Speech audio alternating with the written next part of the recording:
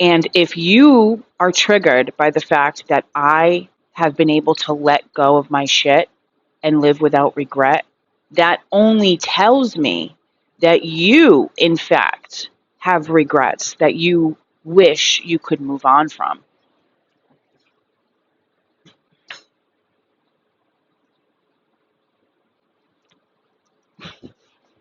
So, what if I told you that it's possible to live with no regrets, to completely let go of the past, to accept literally everything that has happened in your life up until this point, and it's possible to move on and let it all go?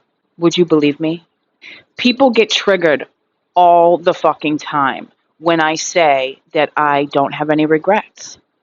I always get comments like, well, that's a bold statement, no regrets, as if I should live the rest of my life with regrets, as if I should beat myself up for the rest of my fucking days for the crappy shit that I've done. Would that make you feel better if you knew that I was living with regret? I mean, that's wild to me how someone else can comment on the fact that I'm saying I have no regrets. And it's only a projection, right? I absolutely, I think, am I the only one on social medias that actually I love getting comments like that, because it's a reminder to me of how much I've grown, and it's just predictable. It's predictable behavior from miserable people online. And if you are triggered by the fact that I have been able to let go of my shit and live without regret, that's not a me problem. That only tells me that you, in fact, have regrets that you wish you could move on from. So in today's video, I'm going to talk about, I'm just going to blab on a little bit about how I was able to finally forgive myself and live with no regrets after 17 years of heroin addiction and doing a lot of crappy things. A lot of crappy things. Most I've gotten caught for, some I haven't. But today I can honestly say that I don't have any regrets. I don't wish I could turn back time.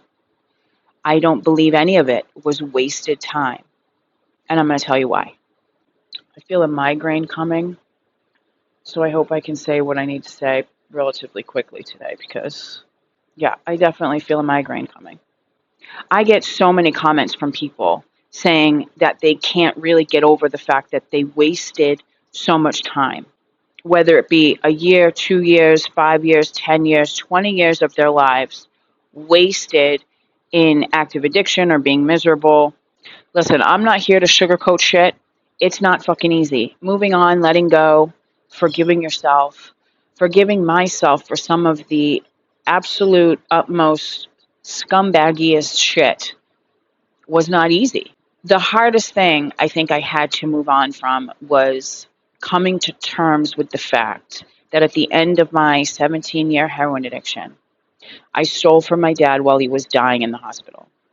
And I've talked about this before in other videos. And if you're not familiar with my story, I was a junkie for almost 20 straight years of my life, in and out of jails, detoxes, hospitals, countless number of infections, detoxes, overdoses, homelessness. My dad was my rock through all of it. And at the end of that 17 years, both of my parents died within 3 months of each other. And while my dad, my biggest support, yes, my biggest enabler, but my rock at the same time, while he was dying in the hospital, my junkie ass stole from him. And I justified it in a lot of fucking ways. And it took me a good 2 years to even say that out loud. I would cringe when I would think about it. I couldn't even accept the fact that that's what I did, that that's where I ended up. Because, I never stole from people. I really didn't. I was a junkie with morals, and I only really stole from companies and big businesses that could afford it, right? That was the way I justified it, because, I had morals. I've stolen from family members, but I think, me stealing from family members was my way of thinking that, like, I could get away with it. I don't know. I never stole from my mom. I did steal from my brother.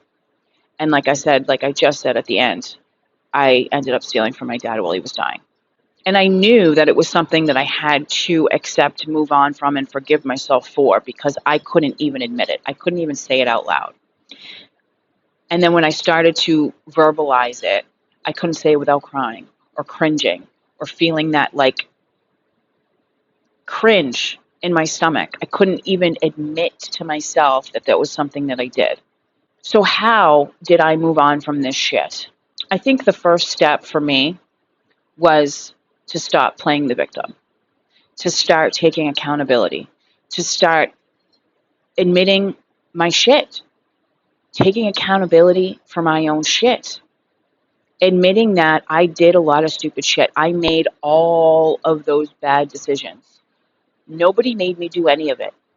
Yeah, sure, I was addicted to heroin and I was physically addicted and did anything I could to avoid getting sick, right? I stole, I lied, I cheated, I manipulated, and I used my addiction as the excuse to do so. I could have chosen to not get high. Granted, that would have been the absolute hardest choice to make, but it was still a choice at the end of the day. I chose to keep doing the same thing because it was in my brain, life or death. And at the time, it certainly didn't feel like a choice. I only realized that it was a choice in hindsight when I started doing all this work on myself. So I'm not going to sit here and make it sound like it was easy. I'm not going to sit here and say that it's easy to make any different choices, especially when it comes to drug addiction or when you're physically addicted to a substance. It feels like you don't have another choice. Truly, honestly, I would have cut off my left arm to not get sick. And then ironically, I almost lost 3 limbs because of infections, because of getting high. But now, in my awareness, in my healed brain of mine, I now know that, yeah, sure, I could have made a different choice. It would have been incredibly fucking difficult, but I could have. I had an ex-boyfriend, I guess you could say, but really we were just running partners that I used to get high with. And we made the decision to steal from his mom. And I was the one who she pressed charges against. And so for the longest time, we didn't get along. She didn't like my presence. I mean, duh, can you blame her? And then shortly after it all happened, and like I remember I had just gotten out of the hospital for, I think it was this infection on my arm, and I didn't have anywhere to go when I got discharged. And I apologized to her so that I could like stay at her house. So, I mean, it wasn't until I started like healing myself when I realized like that wasn't an apology. And so I reached out to her and I was like, I thanked her for everything that she did for me. And I recognized, I said, you're a fucking saint, right? And I apologized for all the shit that I put her through, thanked her essentially. And then not too long ago, she passed away. And I was grateful. I felt grateful that I was able to make that amends. Because in all honesty, I could choose to live in so much regret because I wasn't able to make amends with my parents. Because I didn't choose to change, or I didn't choose any different path before they passed away. I could sit here and choose to live in regret because that would be easy. The main thing is acceptance. Like, I know now, and I talk about this all the time, looking back, that it all had to happen for a reason. And in some weird way, I feel like my parents knew that I would be okay. And they knew somehow that I had to lose them in order to find myself. Like, I almost feel like they were like, okay, you know what? It's been like she's 40 years old now. She's been fucking up and getting high and doing the same old and getting arrested and going in and out of jails and all the things for almost 20 straight years. Like, we need to do something. Like, I almost feel like they were like, you know what? This is the only thing that's going to get her to wake the fuck up. She needs to lose absolutely everything in order to find herself. And so they were at peace with they kind of like took one, they sacrificed themselves in order for me to find myself. In some weird way, I kind of think that could be true. But then in a lot of ways, I'm like, that sounds like a selfish way to think about it. But now, looking at it and thinking about it, I truly think that it had to happen, because it wasn't until that pain, me feeling that pain, made me finally get my shit together and change my whole story. So I'm grateful for that. And now, it's the acceptance of looking back at all the shit that I've done and accepting everything that's happened for what it was. It was an experience that I needed to experience in order for me to be sitting here in this moment in time. And I truly believe that. So when it comes to wasted time, I really don't believe in wasted time. I don't believe that wasted time is a fucking thing. I think that my mic's about to die. I believe that everything happens for a reason, and everything happens when it's supposed to happen. You are exactly where you're supposed to be at all times. I feel like I am exactly where I'm supposed to be. And if it wasn't for all the shit that happened, I wouldn't be in this place that I'm supposed to be. And again, that didn't come really until hindsight.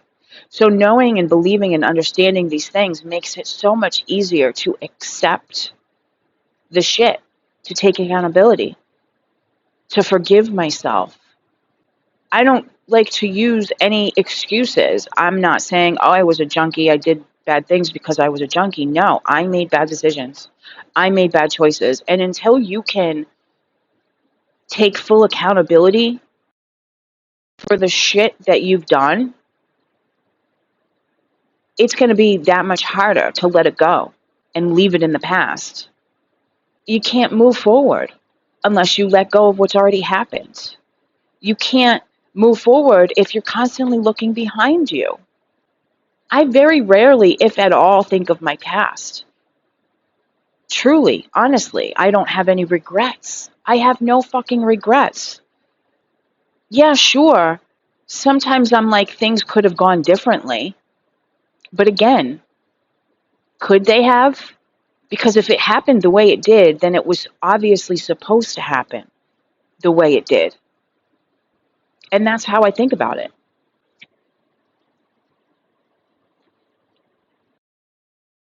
So my headphones are about to die. I'm going to keep this short. Forgiving yourself is a fucking huge piece. Acceptance, letting it go, forgiving yourself, they all go hand in hand. And it's because I've done all those things that I can sit here and wholeheartedly say that I have no regrets and that I'm grateful for even the shittiest things that I did, for even the worst of times that I've experienced. I'm grateful for all of it. I also live with 100% integrity today.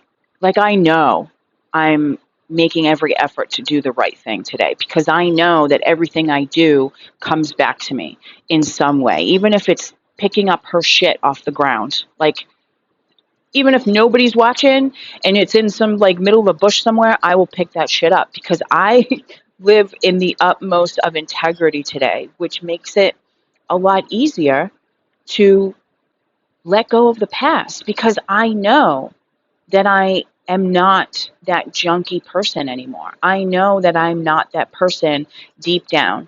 I used to steal from stores all the time, even if it was the littlest thing, even if I had money in my pocket. And when I didn't, I would use the excuse like, I'm starving, so I need to take this food, or I'm starving, so I need to take this. But no, I live in integrity today. Even if I am dead ass, no money, nothing, and I'm starving, I will not take anything from the store, because everything I do comes back to me. So living in integrity and always doing the next right thing, knowing that I'm living a life that I could be proud of, knowing that I don't have anything to hide, knowing that I'm living in 100% integrity, and has helped me so much in letting go of the past and moving on and forgiving myself and not looking back. Integrity.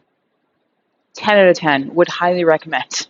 I think that is all I have to say today, kids. My headphones are about to die. I hope that they are still working, and I'll see you in the next video. Fucking psychotic dog next door.